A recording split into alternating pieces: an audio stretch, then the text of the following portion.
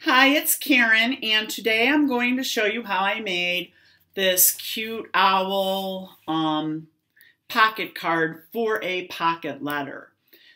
When you're making pocket cards, you can also use these same designs in Project Life cards and in greeting cards.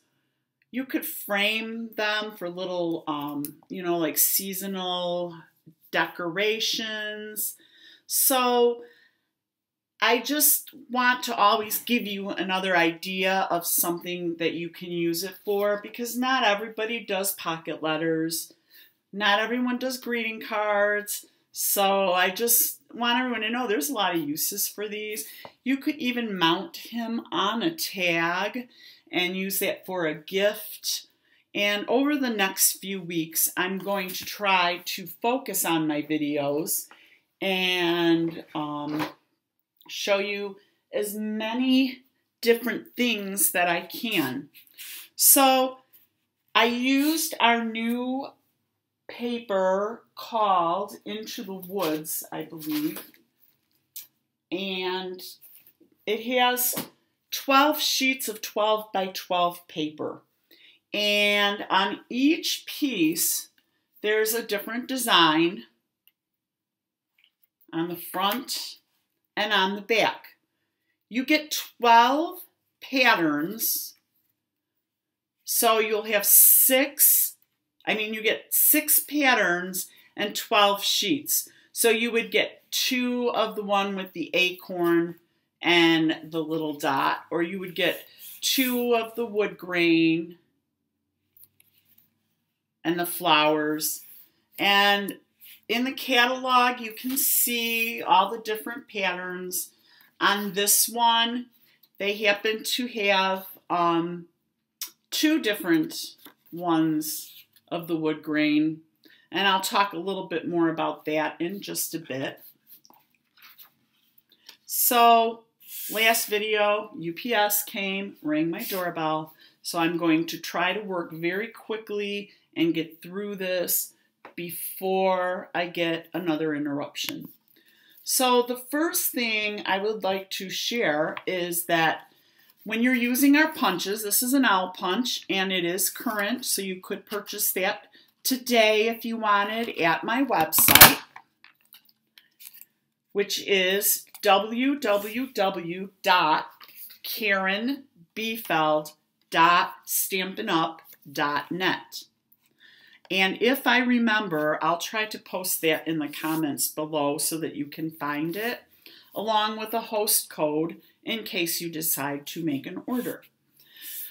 All right, this is not a pattern from that collection, the Into the Woods, but I did like the way it was kind of like feathery-ish to use for his body.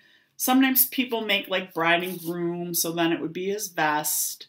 And I am just going to take, and only on this part where I need it, I'm going to punch out the little body or vest, if you will. All right. So then I did cut him with the soft suede cardstock, and I cut the 2 middle parts of his eye. Now we're going to need 2 white parts. So I took a scrap of my white. Again, this way you're not using up stuff faster than you need to. And you can see how it does come in handy to save your scraps. And this one got a little, I have to sharpen my punch. I don't know if any of you know this, and I didn't believe it until I did it. To sharpen your punches, you have to punch through like a few layers, like 2 or 3 layers of foil. And then when you have it closed on the foil, you kind of go like this, like a lot of times. Then take a piece of wax paper, punch the wax paper same way, because that's kind of giving it a little slippiness in there. And if it's still not 100% clean when you punch, repeat that process and it will sharpen it. I used to just punch punch on the tin foil, and it didn't work. But then I came up with my own method, and I thought, well, it's kind of like when you sharpen your knives. You know, you use that kind of like it's called a steel, and you go like this with your knife on it. So anyway, it works, and I guess he's in need of another sharpening. All right, so then I also took this little tiny heart, which is great to have for other embellishments. You can put it on little teeny tiny things. You can make a little line of it, just where you need something, maybe not a pearl or a rhinestone, but you don't want to leave it unembellished like that. I think I just thought of what I'm going to do with my tag later because I felt it needed something just here and here, but I didn't want it to be too fancy. So I just took I'll just take a scrap and I'll punch my two little hearts, probably out of early espresso to match the ink on the flower. All right, so I'm going to take, and I didn't have a scrap of this, but I'm only going to go right up to the edge with that so that I'm not wasting too much of my Tangelo twist. So I've still got most of it, and if I were to cut it, I probably would cut it about this big, and then I would only use it for things that were that big. All right, now I'm going to quickly put my owl together because I think my husband's going to be back. I'm using Tombow Mono Adhesive, and it's a liquid glue. I love Tombow. You'll always hear me raving about it until I find a better product. I like the control that you can get. I like that while it's wet, you can kind of wiggle your stuff around because a lot of times I don't get my things lined up properly. And I will put my little heart here. This is his beak. And sometimes if I get too much glue, I kind of just leave it sit on top of it instead of smushing it down because the glue will absorb into the paper. And then there are these two little grooves right here. That's where your large part of your eyes go, your white part of your eyes. So two little drops of glue. The little white part will go right here. And the other little white part will go right here. And hopefully if my husband does come in, all you're going to hear is the door. And not him say something. I can live with the door, but he might say something really ridiculous. Or he might make a weird noise or whatever. So, okay, so I have my two eyeballs on. I'm going for my Tombow again.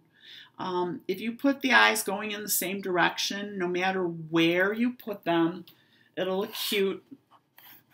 Owls seem to have those really big, expressive eyes. On my other one, I put them more up to the top.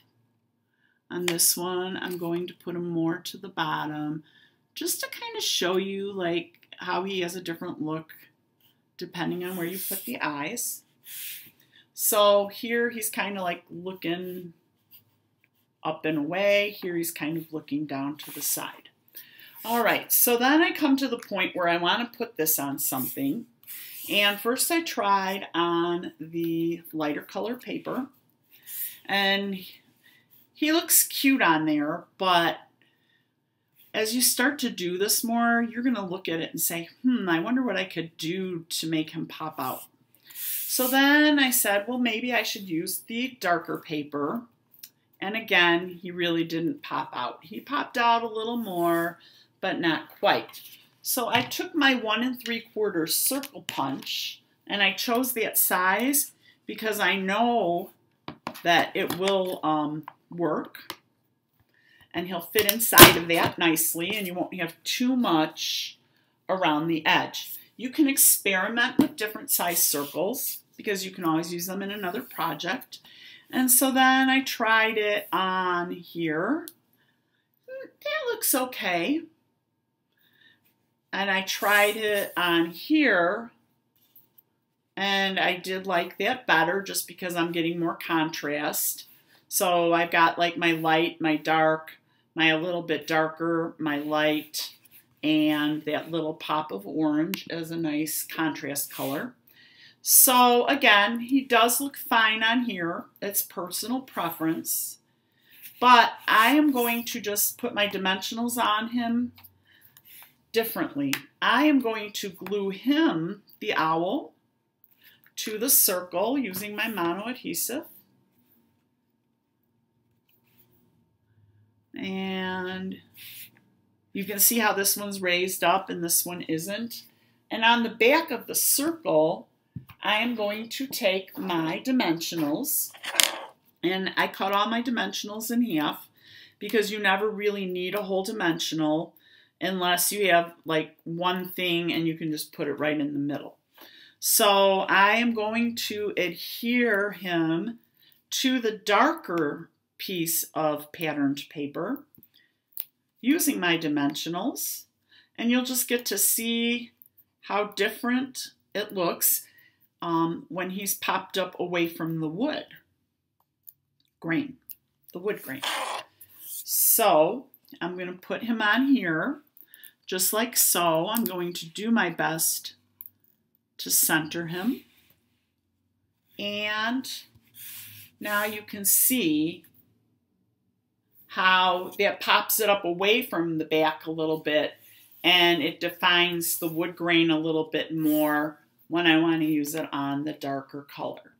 So here are my two owls, and they look the same, but they look different. And if you wanted, you could mount them to a Project Life card by just taking the 2.5 by 3.5 pocket letter size, and you would put that on a 3 by 4 inch card for your Project Life. You could make it bigger as a 6 by 4, and that would just be a little bit different design because you might leave something over here to write on. Once you have that mounted on a 3 by 4 card, you can then put it on a base, a solid color base, and in this case I will just put it kind of against this. You can put it on a solid color base at 4 by 5.25, and that'll leave you just a little bit of room around the edge before you have it on your card base. So you can see how it looks a little bit different in the other color, and it is a personal preference thing. So go with what you think feels right to you, and you'll be happy every time. Thank you for watching and joining me today. If you like what you see, please subscribe to my channel, and I will post the website address as a comment where you could go to purchase these items. Thank you, and I hope you have a great day.